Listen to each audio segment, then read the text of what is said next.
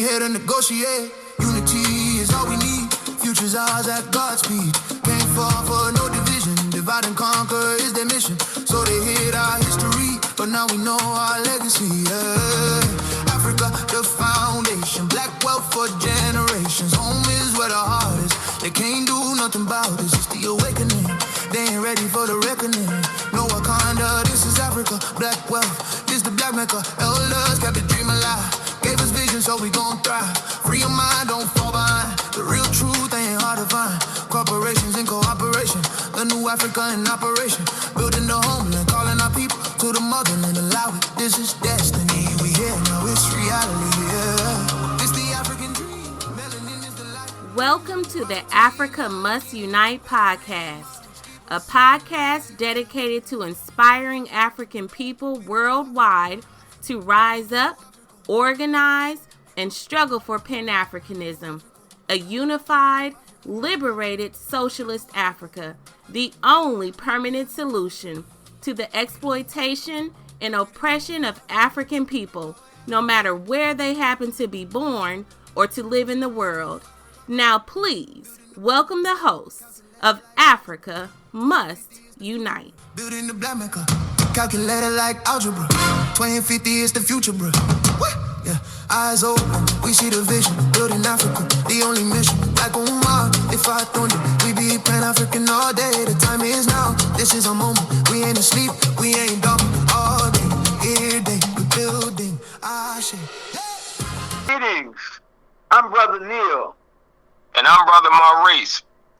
This is Africa Must Unite podcast, and we are the Pan-African Revolutionary Socialist Party. Indeed, indeed. Brother Neil, it's good to hear your voice again, man, in this new year. Oh, good to hear from you too, Brother Maurice. Yes. As usual, we're going to start off with these calendar dates from our calendar, fresh off the printer, 2026 calendar. Hey, man, we're honored to do the first presentation, the first podcast of 2026. So we are rock and roll in 2026. So, Brother Maurice, let's start off and you discuss some dates reflecting some important dates from our history, from this brand new calendar. Indeed, yes.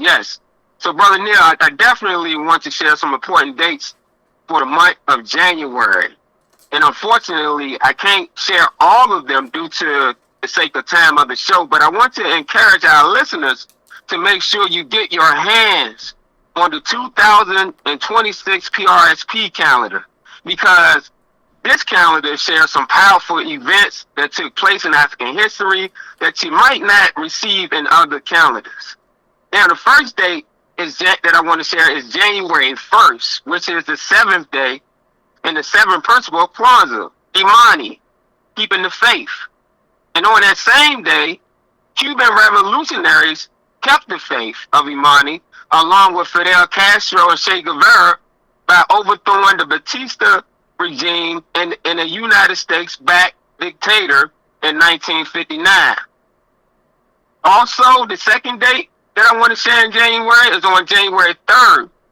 African historian and author C.L.R. James was born in Trinidad in 1901.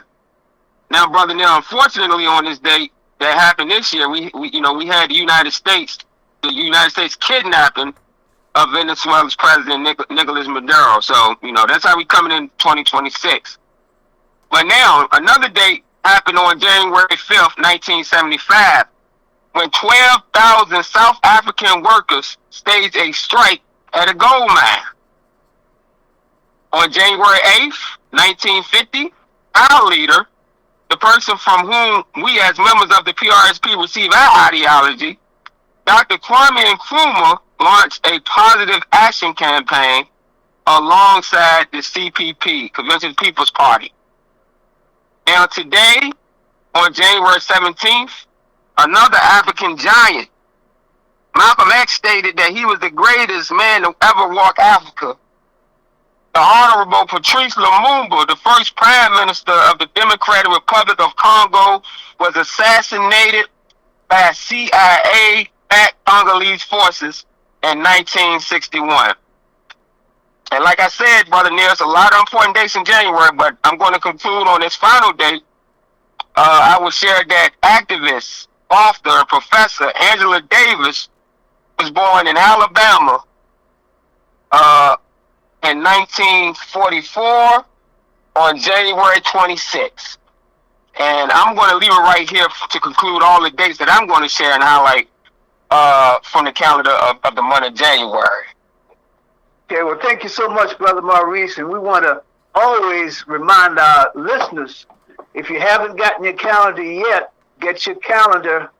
They are such an excellent tool for the education of our young people and our old people. And you can often do contests, try to figure out who was born when or what happened when. It's such a great teaching tool. Make sure you have a calendar. Now, as we and also I want to say this: we have so many people born on these dates, these revolutionaries and so forth. But every day, an African is born somewhere in the world, and we must ensure that that African grows up to have as much of the as that person should have, he or she should have, and that means we have to upstep our action as a people. Now, as we always do, we start off by introducing the month's theme by reading the calendar theme for the month. And so our theme for this month is why socialism? Socialism, we say, is a system of production in which working class people own and control the economy and the main institutions of the society.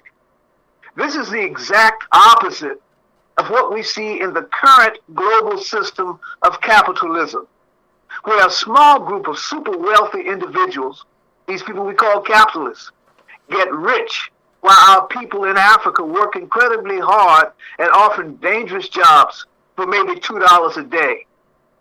In rich countries like the United States, our people often must work 2 and 3 jobs, if they're lucky to have a job, just to take care of their basic needs. In the capitalist world, the economy, the government, the schools, the media, including social media, are all controlled by this tiny group of capitalists. Today, there are 8 rich people who control as much wealth as 40% of the world's population. And I believe that number's even gotten smaller since the time that we wrote this up. In Africa, we see the same thing, where 4 men, 2 of whom are white South Africans, control half the wealth of the entire continent. Socialism will reverse this in a number of ways. First, socialism provides a model for developing the economy. Countries like the Soviet Union and China were extremely poor and underdeveloped before they became socialists. Within a generation, they each became world powers by following the socialist path. Perhaps most impressive is Cuba, a small country only 90 miles away from the United States.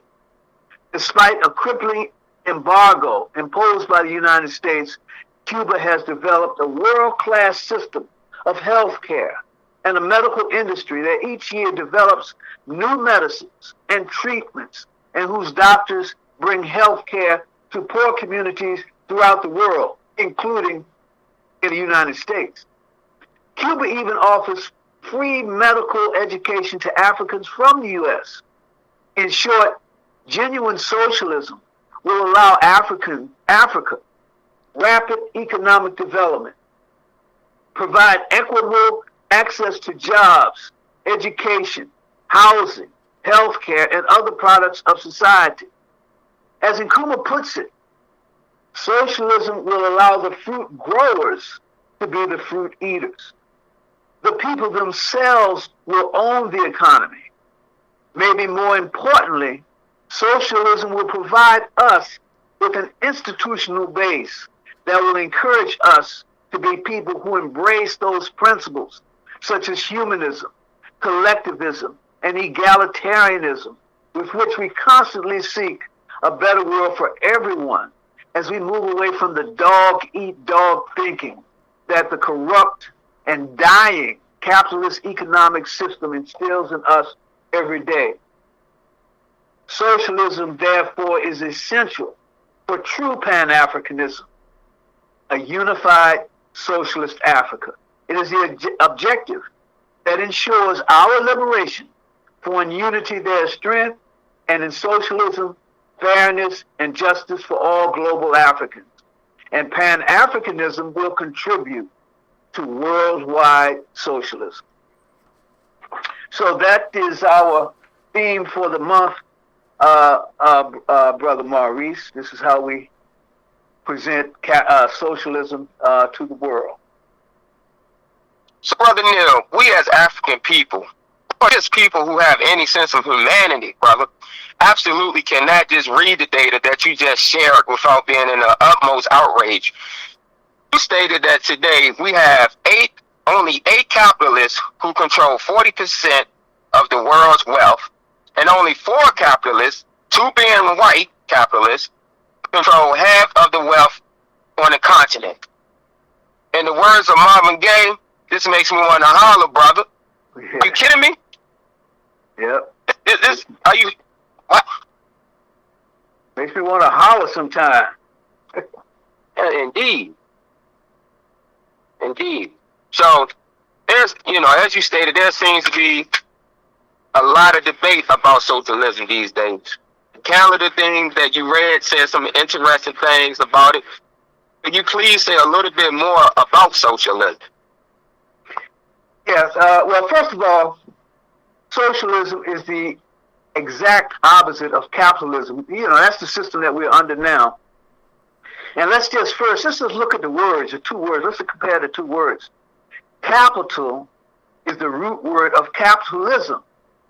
Capital refers to huge amounts of money and the rich people who control that money and who own and control the ways of making that money. That's what we call the means of production. Capitalism is a system that works only in the interest of the extremely wealthy people who own and control what we call the means of production. The factories, the big farms, the ones that have 10,000, 20,000 acre farms, and the mines where they get all of this stuff out of Africa and other places in the world, the gold, the uranium, etc.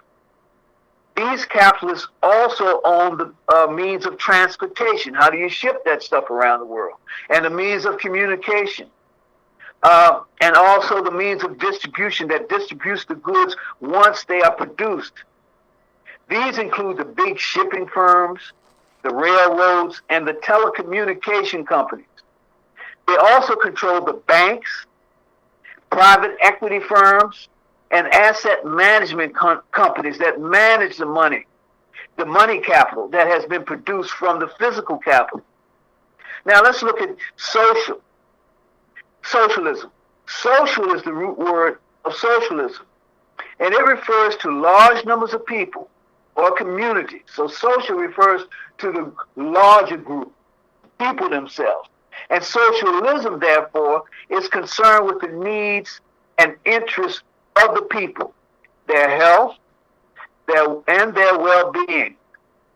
A socialist system will see to it that people get the best possible education, the best possible health care, and housing that they can have, and also the best in terms of human creativity. Human creativity designed to uplift and nurture people as opposed to bringing them down and fostering negative dog-eat-dog values. Socialism understands that all these things are created by the people who work. Under capitalism, most of this wealth is ripped off or stolen. Remove the capitalists and remove capitalism, and right away you have this tremendous amounts of wealth that is available for everyone, that enriches everyone collectively. So that's why that's how we compare these two, Brother Maurice. Brother Neil, that all sounds good, but what about human nature?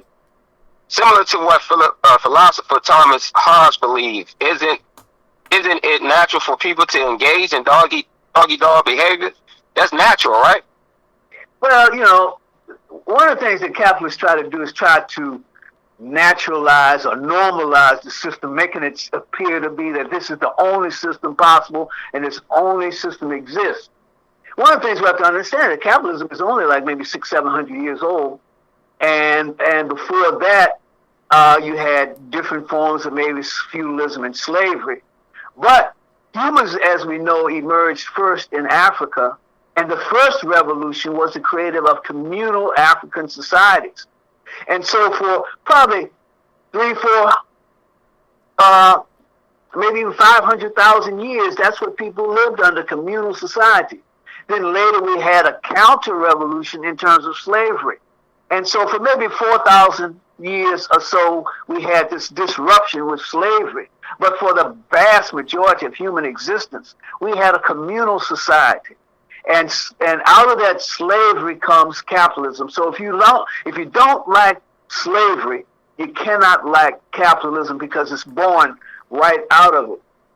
So this only seems natural because we live inside the system of capitalism, and because the system, through its schools and its mass media and its culture, brainwashes us to think this way.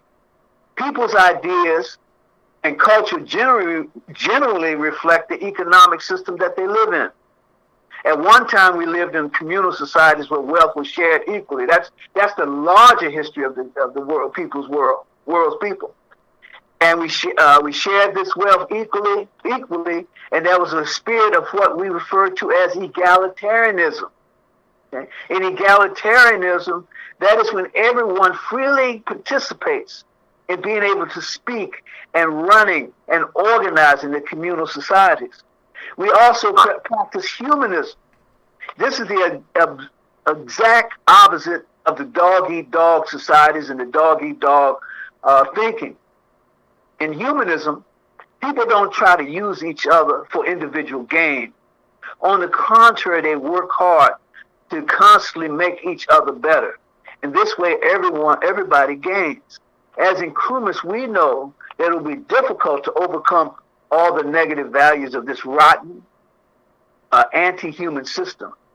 That is why we emphasize these two values that come straight, that is humanism, egalitarianism, and also we add in collectivism, where we do things collectively. That's why we emphasize these values that come straight from our African communal experience.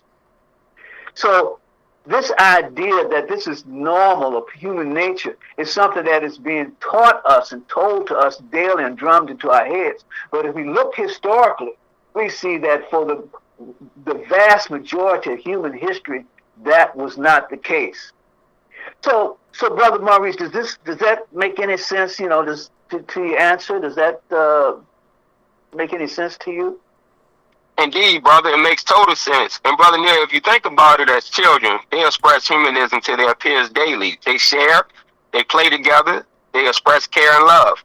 Even children, brother Neil, has natural instincts to express humanism.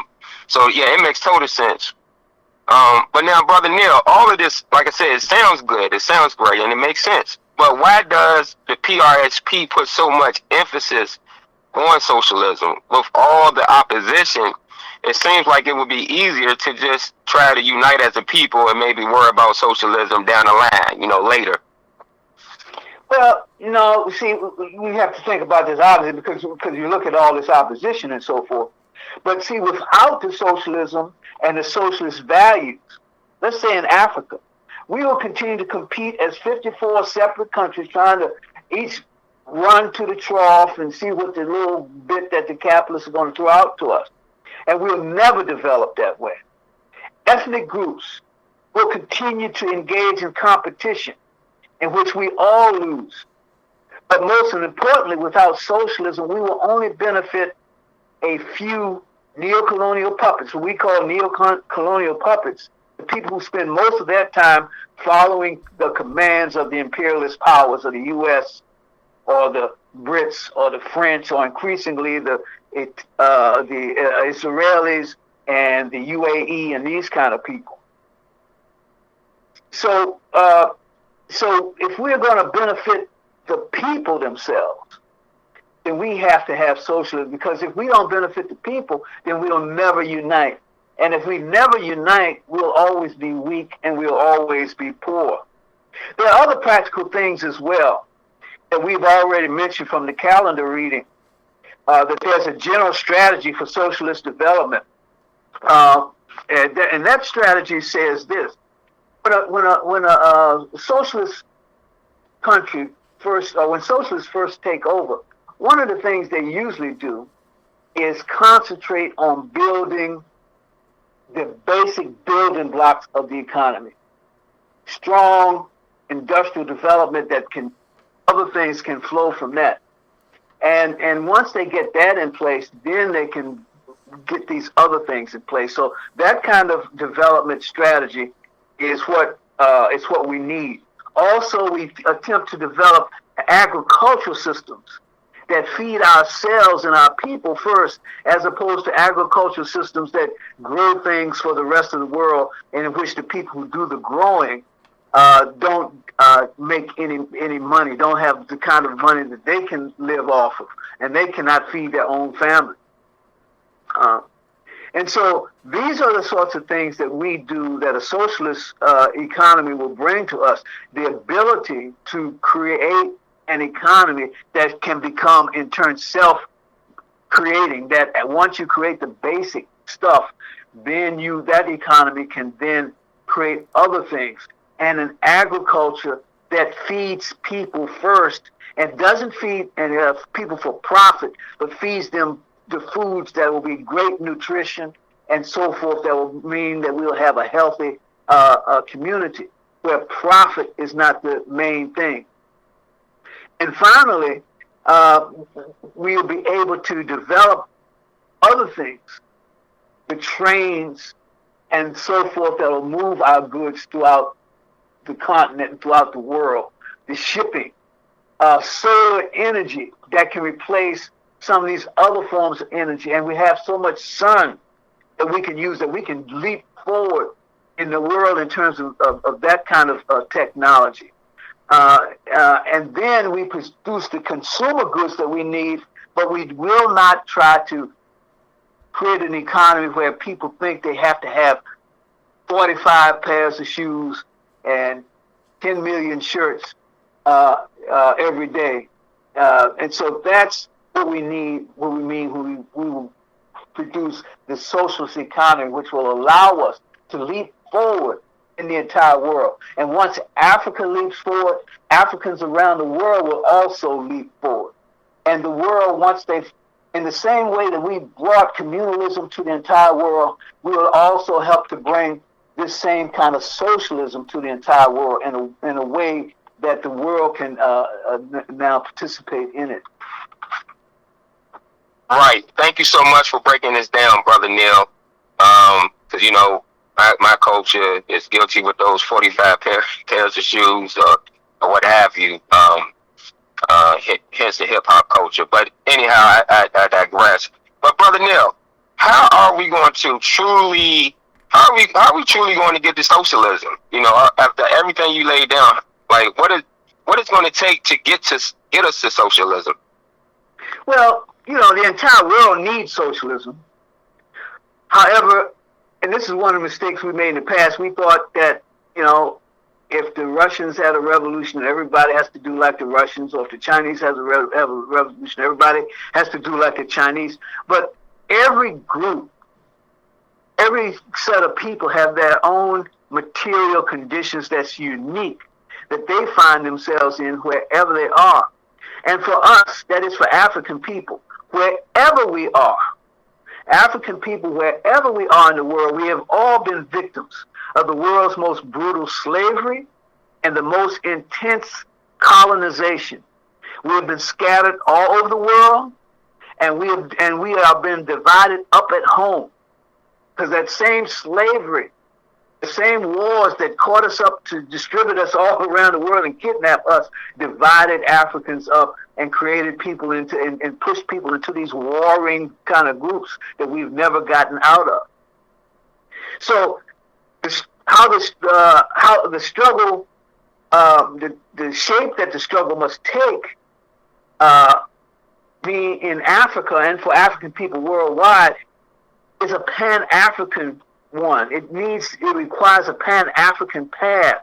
And it must be based on what we call nation-class struggle, where we're struggling both to solidify ourselves as a nation, but inside that struggle, we're also struggling for the needs of the working people, whether they're in the rural areas as maybe peasants or so-called peasants, or as workers, or as something else. So wherever we are, we're struggling against socialism and trying to empower the very people who do the work. And at the same time, understanding that we need nationhood, and we're talking about a broad nationhood, not a little tiny thing here and there, but a continental-sized nation. And so in order to do this then, we have to unite the masses of rural and urban workers and peasants globally around the world. And they have to be the base for this socialism and Pan-Africanism.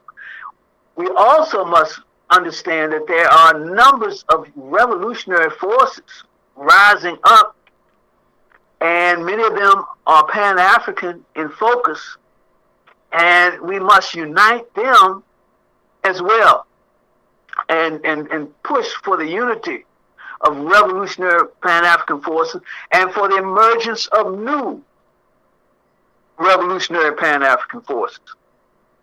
And all of these will be working for socialism as along with the struggle for unity.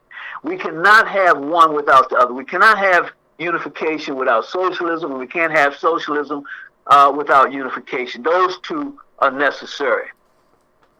Thank you so much, Brother Neil, for laying that out there and putting the emphasis on Pan-Africanism, that unity of Pan-Africanism, total liberation of Africa under a scientific socialist system.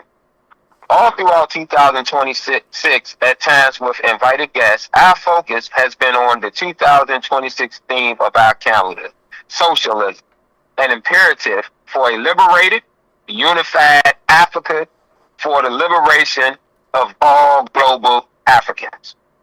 So join us next month, where we will discuss why Pan-Africanism is the solution. Meanwhile, visit our website, PanAfricanRevolutionarySocialistParty.org. All one word. Again, Pan-African Revolutionary Socialist Party.org. Email us at PanAfricanRSP@gmail.com. Like us on SoundCloud.com. And visit us on YouTube. Remember, organization is the key. Join us, the Pan-African Revolutionary Socialist Party, or some other revolutionary Pan-African organization. A union of African socialist states is on the horizon. Or whatever. It's coming. Or ever.